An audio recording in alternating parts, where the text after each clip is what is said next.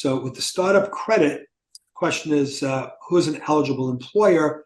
Well, there's three requirements. One is you have to have under 100 employees. If you're a large practice with 100 or more employees, credit's not available to you.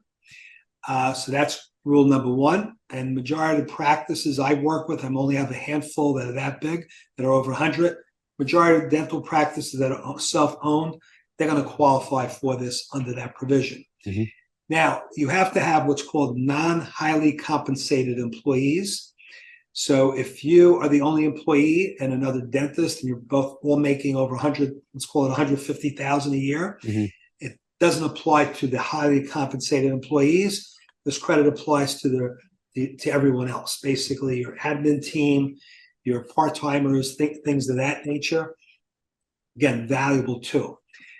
You're allowed to take this credit for 3 years in a row. It's not just a one-time thing. So it's a 3-year credit, year 1, year 2, and then year 3.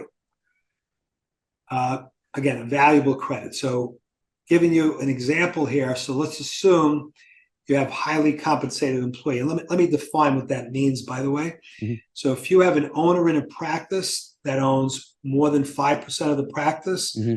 regardless of what their salary is, they're going to be considered highly compensated. Okay. And this credit doesn't apply to them. Okay.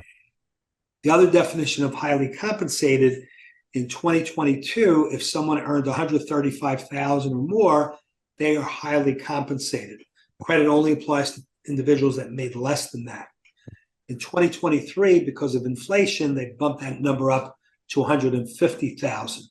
But again, very valuable tool, but you're only going to get it for the employees that are making less than what the definition of highly compensated is. Mm-hmm. Again, valuable tool.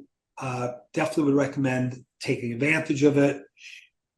The other thing that they did, and I already mentioned, that doesn't only cover your administrative costs, but the cost associated with educating your employees. So every year you're paying an actuary, let's call it $4,000 or $5,000 a year. Yep. We already know, because under the old law and the new law, you're still going to save that 3.8% Medicare tax going forward. Mm-hmm. That already covered your cost. That's my opinion under an S Corp. Mm-hmm. But now you're going to also get reimbursed for this cost as well. Okay. Through this startup credit. If you have under 50 employees, you get 100% of the credit amount. If you have between 51 and 100, it's prorated, this credit. Mm-hmm. If you have over 100, that number turns into 0. Okay.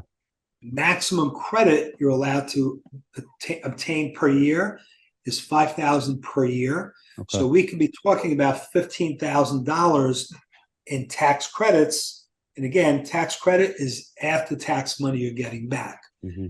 So the way the formula works is it's $250 times the number of non-highly compensated employees you have. Okay. If you have only one employee that's considered non-highly compensated, you still get a $500 credit. So at a minimum, you'll get $500 a year if you're a practice that only employs one other person other than yourself. Mm-hmm. I think this is very valuable credit. We're talking about $15,000. And if you're in a position to take advantage of it, I think every dentist needs to take advantage of it.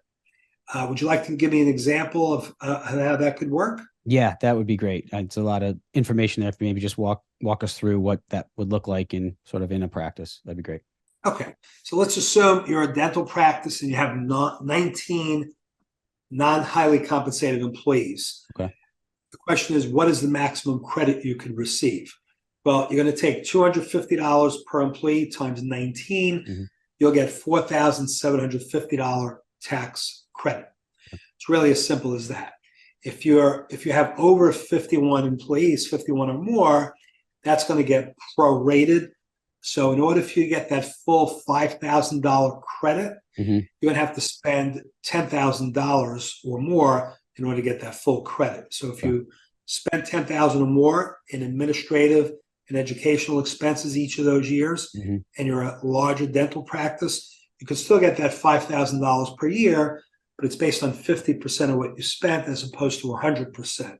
Okay. So this literally is a full reimbursement of the expenses associated with starting up these plants. And is that something, they have to go through a special process to apply for that? Is it automatic? How does that work?